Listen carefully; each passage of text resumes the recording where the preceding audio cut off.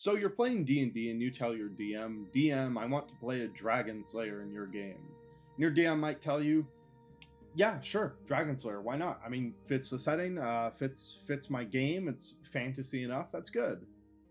But then when you sit down at the table and you're making your character, you realize, is there a Dragon Slayer class? Not really. I mean, maybe you'd have to be a fighter, and then the fighter does things and all this. But what if you just wanted to play a Dragon Slayer? Whitehack is the system for that. It's a old school RPG system where you can play anything. And by anything, I mean anything. In Whitehack, your concepts are what matter. So, you start the game by creating groups. Groups are broken down into species, vocation, and affiliation. Basically, what you are, what you do, and what you're a part of. So you take a concept like Dragon Slayer. Let's say that's a group. Okay, well, you want to play an elf. Elf Dragon Slayer. Those are two groups right there. Now, whenever you're playing the game, your GM might call on one of your groups to give you a bonus on a roll or to give you a penalty. But the point of it is, you say you want to play an Elf Dragon Slayer, and then boom, you are one. When it comes to classes in Whitehack, they follow three main cores. You have the strong, the deft, and the wise.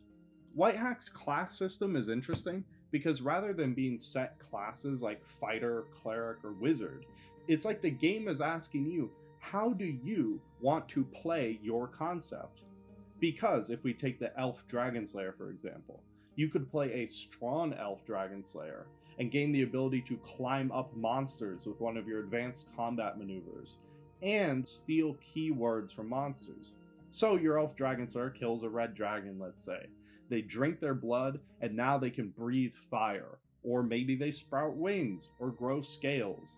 If you wanted to play a deft Elf Dragon Slayer, you're specially attuned, let's say, to your dragon slaying greatsword, and you can use it to accomplish the nigh impossible. Maybe that's chopping off all 7 heads of a Hydra at once. Furthermore, the deft Elf Dragon Slayer gains a bonus to attack when they're fighting a dragon, or double damage. The deft class in Whitehack is really good at making you feel specialized in one subject. Let's say you wanted to play a wise Elf Dragon Slayer in Whitehack. Well, that's an Elf Dragon Slayer who can perform miracles. Miracles don't have to be spells. They can be superpowers, mutant abilities, psionics, whatever you want.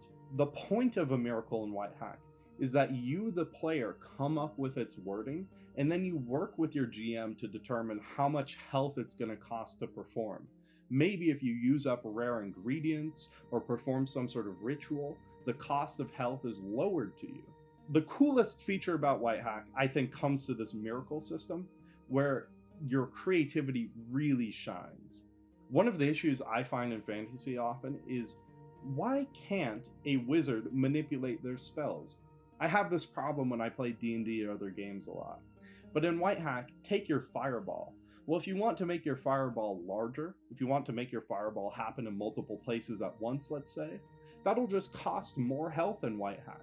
Now, you can't cast a miracle that would kill you, but you can really play around with what you're doing, especially if you're performing these rituals or using up these rare components. I like that the onus is on your own creativity to, come up with some sort of ritual to reduce the cost of this spell.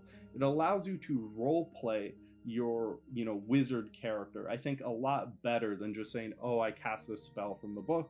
So I already showed with the Elf Dragon Slayer that there are multiple ways to play the same concept, but I really want to hammer that point home because that is one of the core features of Whitehack as a game system. There are many different ways to play the same thing. What type of game is Whitehack? It's an old school game, and by that I mean it works with D20s and D6s. Initially, I was very hesitant of this because I thought it might impact the system's versatility, but it turns out using only D6s for game dice of like health and damage and weapons and monster hit die, it's really good because it lets you play around a lot more. You can manipulate things a lot faster in your head because you know the type of die you're working with. Let's say you're converting monsters from other modules, you know that the hit die is going to be just a d6 or a d6 plus or minus this. You don't necessarily have to worry about a D4 hit die versus a D8 versus a D10 versus a D12, whatever. It's very simple. Also, this makes Whitehack very easy to convert. By that I mean you can take a module, sort of plug in its monsters, and then just run from there. All you really need in Whitehack to run a monster is its hit die. You can come up with the damage enough in your head due to the sort of simplicity of only working with a D6. In Whitehack, there are things called attack values and saving throw scores. So for a monster, let's say, you take its hit die and add 10, and then that's its attack value. You add 5, and then that's its saving throw score. So this makes monsters very easy to run and like simple to write down on paper. Let's say in your notes, you just write down goblin, 1 or 2 hit dice, and then boom, its attack value. If it has to make a save, you know what that's going to be. A bit more on attack values themselves, I think it's a cool system. Basically, Whitehack is a roll under system.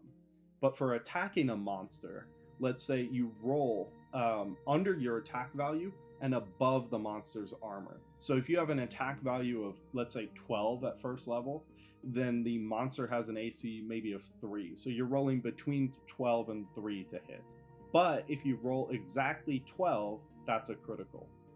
A kind of wacky thing about Whitehack is that natural 20s are considered failures, and that might be weird for some people, but that's kind of just a roll under system, and frankly it's a neat little twist. I think it's more interesting for your exact number in a stat to be a critical. Okay, so I gave the example in Elf Dragon Slayer, but how do we make a character in Whitehack? Well, you start with your groups. You take your 2 groups. From there, you say, how do I want to play this? And if you're using the 3 main classes of the game, you are either strong, deft, or wise. So you say, I'm a strong, dwarf rogue. Boom. Then from there, you just roll your hit dice for your character. For the strong class, you pick your combat maneuver. And then that's it. That's all you got to worry about. I mean, you roll your stats, but what I'm trying to get at here is that Whitehack characters are very simple to make and very simple to play. That simplicity isn't a downside against the system, though. I think what it means is that there's less bloat in the game, less unnecessary features, and it's easier for you to keep track of your own abilities. You also largely make or pick your abilities themselves while working with the GM. So when the 2 of you are at the table, you have a really good understanding of how the character works. This means that the GM can balance monsters accordingly, but it also means as a player, you're more invested in your character, especially if you're playing someone like a wise character where you came up with the miracle wording. Another core part of Whitehack is that you get to play what you want to play from the start of the game. If your intention is to play a dwarf rogue or a strong dwarf rogue, you can just be that. There's no additional classes or subclasses or hurdles to get through. You can just be what you want to be. And when you level in Whitehack, your features just grow in power, and then you gain kind of more of the same. If you're strong, you gain more combat maneuvers. If you're deft, you gain more attunements. If you're wise, you gain more miracles. Some other interesting mechanics of Whitehack are auctions, which are basically contests, kind of like betting between players and creatures, where you increase your bids to sort of shorten your roll under window. And it makes for really good situations like racing or gladiatorial fights. I like that Whitehack has a system in place for sort of drawn out sequences, and that's what an auction is for. Additionally, Whitehack has a feature called bases, which I think are a really big selling point for me. You might not notice it at first when you're reading, but I think a base is incredibly valuable. A base is a thing that the party can call on to aid them. The more you use a base, the more stress it accumulates, so the less it's able to perform. A base can be something like an elderly wizard who's following you around, who's very fragile, so maybe, and this is taking an example from the book, the sort of wizard casts up a wall to protect the party from, an army of monsters, and the players get away. Maybe the wizard catches up with them later, but the wizard is beat up and exhausted, and you can't really call on them for more help for a while. Another form of a base could be a literal base. Let's say your party are pirates, it could be your pirate ship. And maybe you need the pirate ship to sail really quickly and escape from, hostile seafaring goblins or something. Maybe your pirate ship goes fast and gets out of there, but it takes some damage along the way, and now you need to stop and repair it. Your base can be a valuable pet that the party has. Oftentimes in a D&D game, people will want to make friends with monsters or sort of initially hostile creatures. So let's say, a dragon becomes your friend, or some sort of monstrous creature becomes a party companion. Well, the base is a good mechanic for having that monstrous creature show up and help your party. Okay, what if you wanted to play a dragon? Oftentimes you'll see videos online, here's how to play a dragon in this system, here's how to do this, oh, by level 10, here's how you...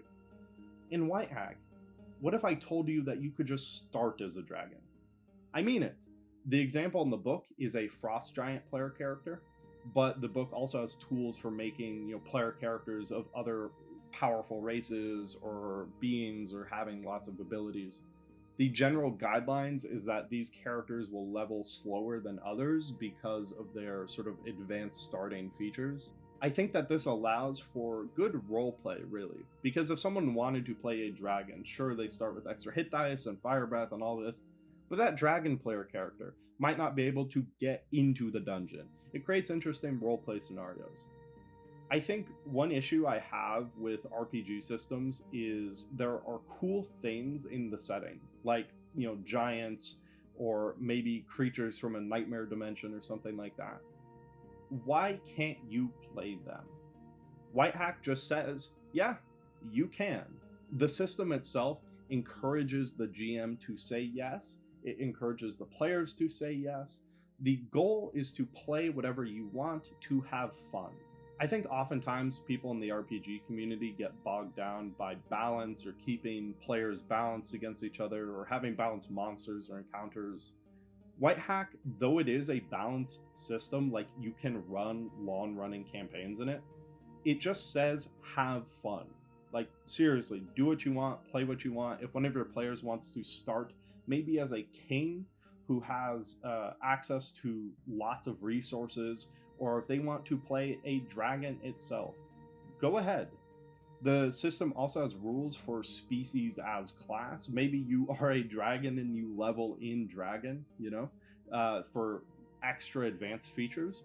But you could be something like a wise dragon who can perform miracles just as any other character would be able to. It's feasible in Whitehack to have a party of all dragons and still be using the same mechanical system. Like, the rules are still the same, and yet you're all dragons. I love that the system can account for this. Furthermore, Whitehack is very easy to design for.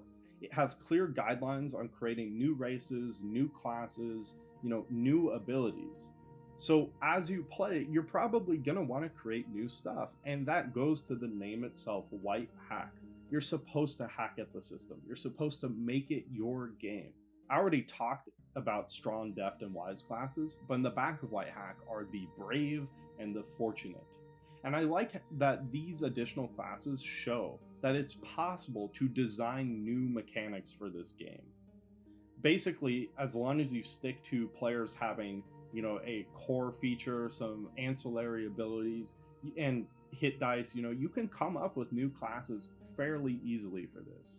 One thing I love about Whitehack is that it is a universal system. You can take it and run it in any setting. You can create new mechanics for it to adapt to maybe your homebrew setting that you're running. You can even take Whitehack and play like science fiction games in it. This is where I like titles like the Strong, Deft, and Wise, because it's broadly applicable. They're not these hard set classes, they're more like descriptors. And I think because the classes in Whitehack serve more as descriptors, you can take Whitehack rules and put it really in any setting without having any sort of disconnect. Why do I like this system? It's universal, you can put it anywhere. It's very accessible. I read this book very quickly, and really it might look like a thick book, but most of these pages are just notes. I also love that this is a notebook version. It encourages you to write in it. I'm kind of too scared to do so, but I think that speaks to the system itself. It's your system. Like, this is your book, you know? Another reason I love Whitehack is that it encourages design as you play. You're a player, but you're also a designer because you came up with your miracle wordings, you came up with your groups, you came up with your class features. And I think that's great. Oftentimes in D&D, when you play, as the levels go on, people lose track of their abilities or they're not really invested. And this solves that because you care, you made it yourself. A big reason why I will recommend Whitehack is that it is easy to run.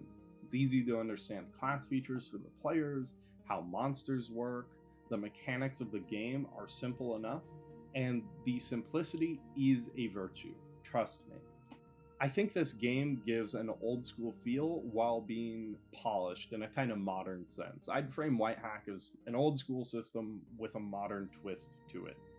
The third edition came out very recently, though Whitehack has been running for several years now. This is an accessible opener to old school style games, and furthermore, I love the idea of supporting, independent content creators in this space. Oftentimes there's much more creativity, there's much more labor, there's much more love that goes into projects like these, and really it pays off. Whitehack was written by just one person, and that's great. I think there should be more people in this independent space making stuff like this for people. You don't have to buy, hundreds of dollars worth of books to understand how the game works, or to have access to all the cool features or classes or monsters.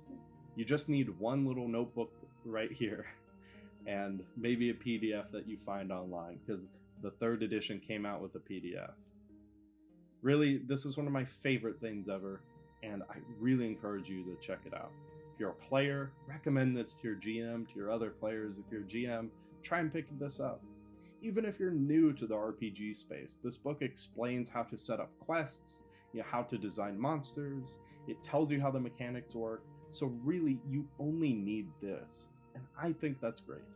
Get out there, have fun. Thank you, Christian Merstrom, if I'm pronouncing that right, for designing this system. I love it. This is my go-to system for really putting out anything that I want to, just because of how useful it is and how easy it is to understand and recommend to people. So get out there, have fun, design some crazy characters, make one of your groups the Goblin Cheese Wizard, do what you want, have fun. Please let me know if you check this out. I'll provide links to find this. Thank you. This is Dungeon Dandy signing off, and thank you all for watching my first video here. So I appreciate it.